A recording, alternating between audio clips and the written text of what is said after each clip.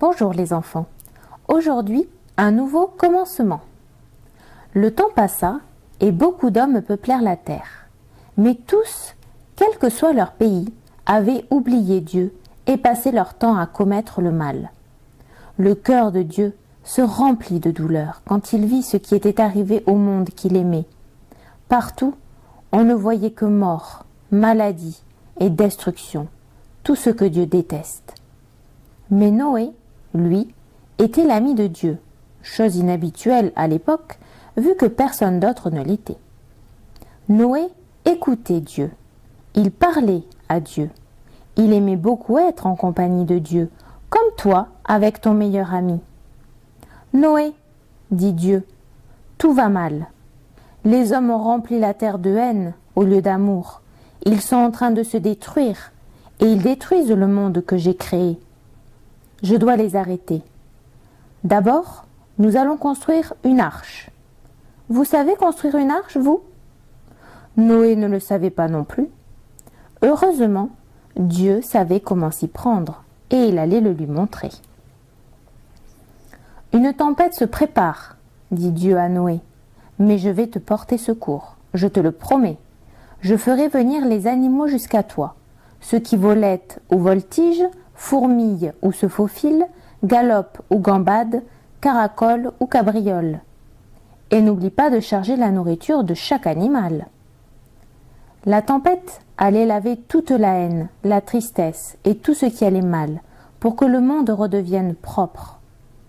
Dieu avait prévu un moyen de garder Noé en vie, mais Noé allait devoir faire confiance à Dieu et appliquer les consignes de Dieu à la lettre. Alors, Noé construisit une arche, un petit mot pour désigner un très grand bateau. Les voisins de Noé venaient le regarder. Ils le montraient du doigt et rigolaient. En fait, ils ne croyaient pas Noé quand il leur parlait du bateau, de la tempête ou de leur besoin d'être sauvés. Et Noé devait avoir l'air bien bête. Son bateau se trouvait dans le désert, et le désert, c'est bien loin de la mer. De plus, il n'y avait même pas un nuage dans le ciel. Personne ne s'encombrerait d'un parapluie, encore moins d'un bateau. Mais Noé ne se souciait guère de ce que les gens pensaient. Il se souciait de ce que Dieu pensait. Alors, il accomplissait simplement ce que Dieu lui demandait de faire. Lorsque l'arche fut prête, Dieu dit « Tous à bord !» Noé, sa famille et tous les animaux grimpèrent à l'intérieur. Puis, Dieu ferma la porte. Il commença alors à pleuvoir quelques minutes, qui devinrent des heures, qui se transformèrent en jours, puis en semaines.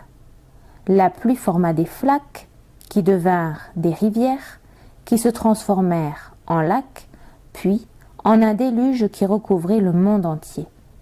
Leur bateau, qui avait semblé si grand, avait l'air soudain bien petit. Mais, au milieu de la terrible tempête, du fracas des vagues, du tonnerre et des éclairs, tout ce temps-là, Dieu fut avec eux. Et Dieu les garda sains et saufs, pendant 40 longs jours et 40 longues nuits. Enfin, la pluie s'arrêta, le soleil apparut, et Noé ouvrit les fenêtres en grand. « Hurrah !» crièrent-ils tous. Noé envoya la colombe en éclaireur.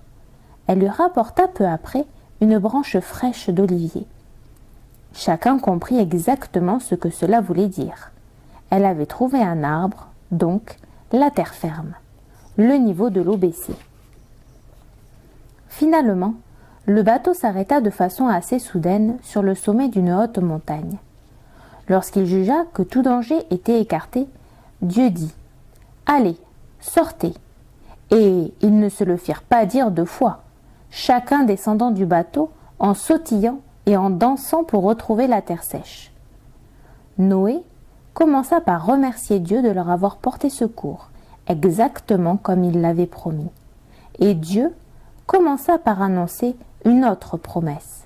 « Plus jamais je ne détruirai le monde de cette manière. » Comme un guerrier qui range son arc et ses flèches à la fin d'une grande bataille, Dieu dit « Tu vois, j'ai rangé mon arc dans les nuages. » Dans les nuages, Juste à l'endroit où la tempête et le soleil se rencontrent, s'étirait un arc magnifique, fait de lumière. Dieu créait un nouveau commencement du monde.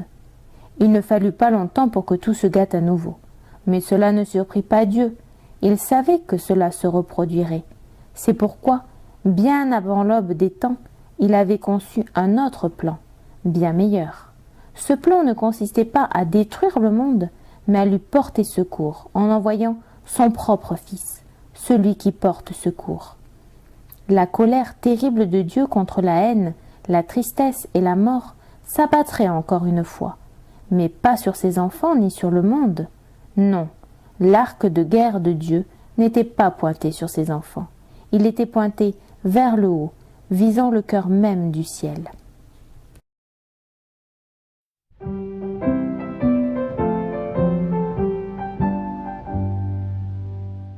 Un jour Dieu fait sur la terre tant de mal parmi les hommes, tant d'orgueil et de colère qu'il dit je dois les punir. Mais il avait dit Noé, le seul juste du pays, il désirait le sauver et tous les siens avec lui, car cet homme était sincère pour le craindre et le servir.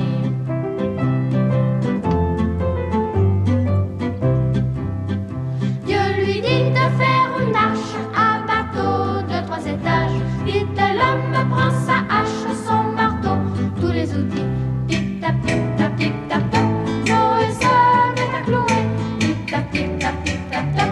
Les travaux sont commencés. Il lui faut bien du courage, mais un jour tout est fini.